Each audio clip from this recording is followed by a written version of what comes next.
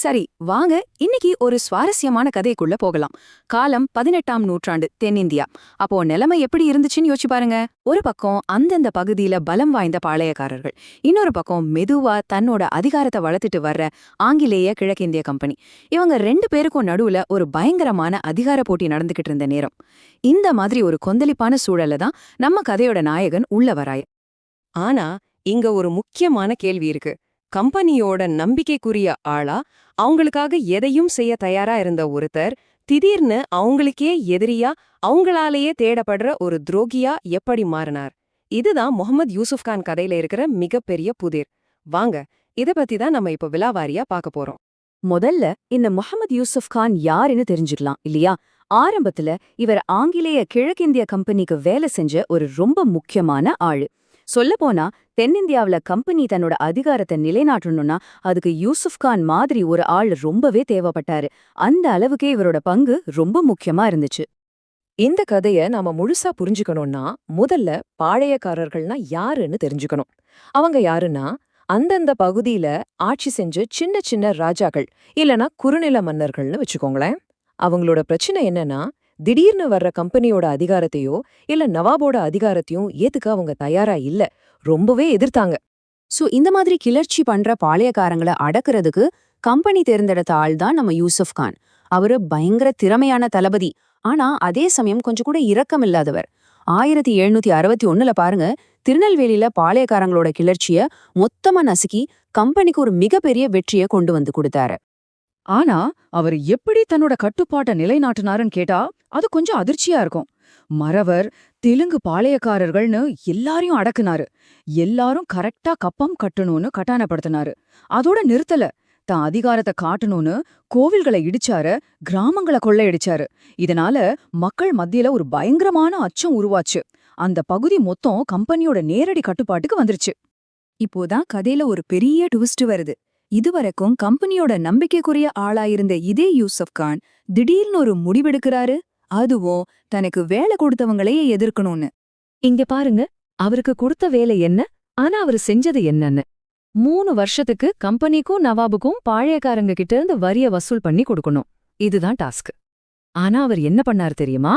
அந்த பணத்தை யாருக்கும் கொடுக்கல, எல்லாத்தையும் தனக்கே வச்சுக்கிட்டு இனிமே மதுரைக்கும் திருநெல்வேலிக்கும் நான் தான் சுதந்திரமான ராஜா அப்படின்னு அறிவிச்சிட்டாரு. யோசிச்சு பாருங்க, என்ன ஒரு தைரியம்! யூசுப் கான் இப்படி அறிவிச்சதும் மொத்த சீனுமே மாறிடுச்சு. அது வரைக்கும் ஒருத்தருக்கொருத்தர் அடிச்சுக்கிட்டு இருந்தவங்க எல்லாம், அடா நமக்கு இப்போ ஒரு பொது எதிரி வந்துட்டான் அப்படின்னு ஒன்னு சேர வேண்டிய ஒரு கட்டாயம் வந்துடுச்சு. நாம எதிர்பார்த்தது போலவே அவரோட பழைய முதலாளிகள் சும்மா இருப்பாங்களா? இருக்கவே மாட்டாங்க. உடனடியா இங்கிலீஷ் கம்பெனியும் கர்நாடகா நவாபும் சேர்ந்து நம்ம பழைய ஆளை போய் கைது பண்ணுங்கன்னு ஒரு பெரிய படையோட கிளம்பிட்டாங்க. ஆனா இதுல ஒரு விசித்திரமான திருப்பம் என்னன்னா, யாரு யூசுப் கானால ரொம்ப கொடூரமா ஒடுக்கப்பட்டாங்களோ அதே மறவர் பாளையக்காரர்கள் இப்ப கம்பெனி கூட வந்து சேர்ந்துக்கிட்டாங்க. அவங்க என்ன நினைச்சாங்கன்னா, நம்மள அடிச்சவன பழிவாங்க, இதுதான் சரியான சான்ஸ்னு கணக்கு போட்டாங்க. பாத்தீங்களா, காலத்தோட விளையாட்டு. ஆனா யூசுப் கான போர்க்களத்துல ஜெயிக்கிறது அவ்வளவு சுலபமான காரியமா இல்ல. கடைசியில அவர் வீழ்த்து நாடி வெளியே இருந்து வரல, கூட இருந்தே குழி பறிச்ச மாதிரி அவரோட சொந்த ஆட்கள் கிட்ட இருந்து வந்தது. அது எப்படி தெரியுமா? யூசுப் கானோட தலைமை அமைச்சர், அதாவது திவான் சீனிவாசராவ், அவரே யூசுப் கான காட்டிக் கொடுத்துட்டாரு. அவரோட உதவி இல்லாம இங்கிலீஷ் தளபதி சார்ல்ஸ் கேம்பெல்லால யூசுப் கான கைது செஞ்சிருக்கவே முடியாது. அதுக்கப்புறம் எல்லாமே ரொம்ப வேகமா நடந்துச்சு. யூசுப் கானோட கிளர்ச்சி எவ்வளவு சீக்கிரமாவும் கொடூரமாவும் முடிவுக்கு வந்ததுன்னு பாருங்க. காட்டிக் கொடுக்கப்பட்டு கைதான அடுத்த ஒரே நாள்ல கர்நாடக நவாப் அவருக்கு மரண தண்டனை விதிச்சிட்டாங்க. அவ்வளவுதான், ஒரு பெரிய சகாப்தமே முடிஞ்சு போச்சு. ஆனா யூசுப் கான் இறந்துட்டாரு. அதோட பிரச்சனை முடிஞ்சுதா? இல்லவே இல்ல. உண்மையில இது ஒரு புது அத்தியாயத்தோட தொடக்கம்தான்.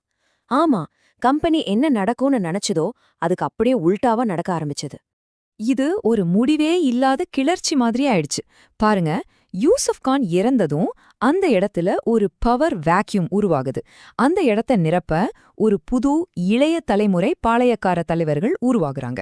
அவங்க மனசுல எல்லாம் என்ன இருக்கு? 1761 யூசுப் கான் கிட்ட தோத்து போனதுக்கு பழி வாங்கணும், நம்ம சுதந்திரத்தை திரும்ப வாங்கணும்னு நினைக்கிறாங்க. இதனால கம்பெனிக்கு எதிரான போராட்டம் முன்ன விட இன்னும் தீவிரமா தொடர ஆரம்பிச்சது. சோ இதிலிருந்து நாம புரிஞ்சுக்க வேண்டியது ஒண்ணுதான். கம்பெனிக்கு கிடைச்ச வெற்றி ரொம்ப நாளைக்கு நிக்கல. ஒரு ஆளை கொல்றதுனால ஒரு சுதந்திர போராட்டத்தை அழிச்சிட முடியாதுன்னு அவங்க உணர்ந்தாங்க. சொல்லப்போனா யூசுப் கானோட மரணம் இன்னும் பெரிய போராட்டங்களுக்கு விதைகளை தூவிட்டு போன மாதிரி ஆயிடுச்சு. அப்போ முகமது யூசுப் கானோட கதை நம்ம முன்னாடி ஒரு பெரிய கேள்விய வைக்குது. அதிகாரம், கிளர்ச்சின்னு இந்த சுழற்சிய பத்தி யோசிச்சு பாருங்க. ஒரு கிளர்ச்சி தலைவரை கொல்றது அந்த எதிர்ப்ப மொத்தமா நசுக்கிடுமா, இல்ல அதுவே 100 புது தலைவர்களை உருவாக்குறதுக்கு காரணமா அமையுமா? இதுக்கான பதில நீங்க தான் யோசிக்கணும்.